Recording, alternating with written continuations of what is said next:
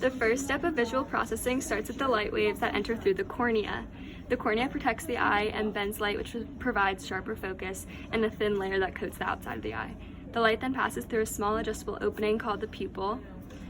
The colored section of the eye surrounding the pupil is called the iris. The iris dilates in response to the addition or absence of light.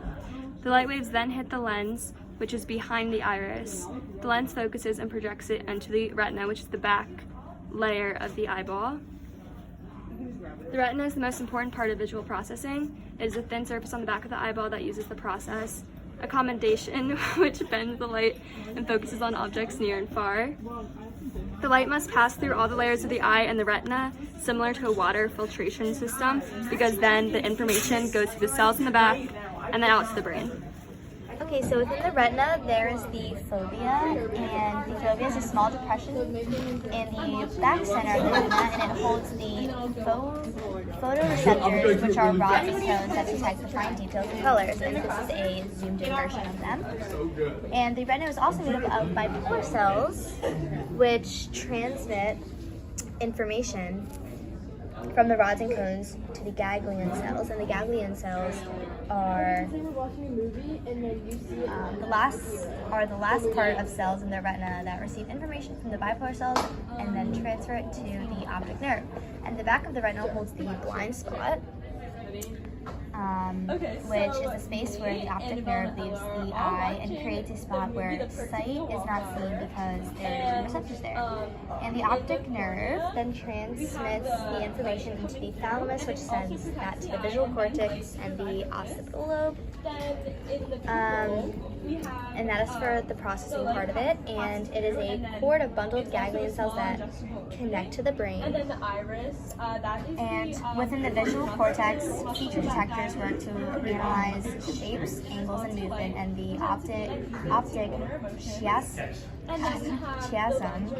chasm, is the point in the brain where the optic nerve overlaps with itself from each eye and crosses information over to other hemispheres of the brain. The hearing process begins when the sound waves enter the external ear called the pinna. It travels through the channels through the auditory canal. The auditory canal is a small pathway that leads to the eardrum, which is right here. The eardrum is a compact membrane that vibrates when the waves hit it. Next, the sound waves move through the middle ear, which is right like in here, which is a chamber between the eardrum and the cochlea. It is made up of 3 bones called the ossicles. Don't worry, I found... Sorry. No, it's all good. The hammer, the anvil, and the stirrup, which is all right in here.